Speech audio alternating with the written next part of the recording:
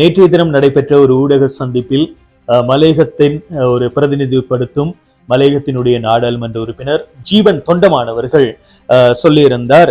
அதாவது இதுவரை தேசிய மக்கள் சக்தியினூடாக எந்தவித ஒரு அபிவிருத்தி நடவடிக்கைகளும் நடந்ததாக எங்களுக்கு தெரியவில்லை என்பதையும் போல, அதே போலும் இந்திய அரசால் வழங்கப்பட்ட இந்த 4000 வீட்டு திட்டங்கள் அவர்கள் வழங்கி இருந்தாலும் கூட 400 செங்கல்லை கூட தேசிய மக்கள் சக்தி அரசாங்கத்தால் வழங்க முடியாது என்ற ஒரு கருத்தை முன்வைத்திருந்தார்.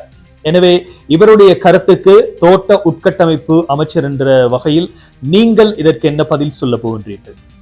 ஏற்கனவே கூறியது போலதான், ஒண்ணு நடக்கணும்னு சொல்றாங்க. அவங்க எதை பார்த்து நடக்கணும்னு சொல்றாங்க? வீடு கட்டுற போது கொன்றைக்கு வந்து அவங்க கட்சிக்காரனை கொடுக்கணும், ரோட்டு போடுற போது அந்த கொன்றைக்கு வந்து அவன் கட்சிக்காரனை கொடுக்கணும். இதை பார்த்து அவங்க சொல்றாங்க, நாங்க நேர்மையான முறையில சரியான முறையில நாடு முன்னோக்கி செல்லுது, எனவே நாங்கள் இந்த அபிவிருத்தி பணிகள் மிக விரைவில் மக்களுக்கு சென்றடையும். எனவே இன்று நாடு ஒரு பொருளாதார ஸ்திரத்தன்மை அடைந்திருக்கு. இன்று பல்வேறுபட்ட மக்களுக்கான வேலை திட்டங்களை நாங்கள் செய்து கொண்டு போறோம். எனவே மக்களுக்கு தெரியும். எனவே அவர்களுக்கு கண்ணுக்கு புலப்படாதற்கு நாங்கள் கூறுவதற்கு ஒன்றுமே கிடையாது. அவர் ஊடகத்தை வந்து பார்க்க சொல்லுங்க, 400 இல்ல 4000 செங்கலுக்கு மேல நாங்க கபர்களை வச்சிருக்கோம்.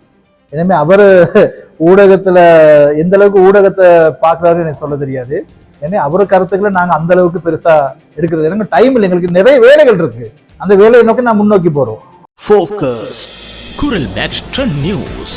இது மலையக மக்களின் குரல்.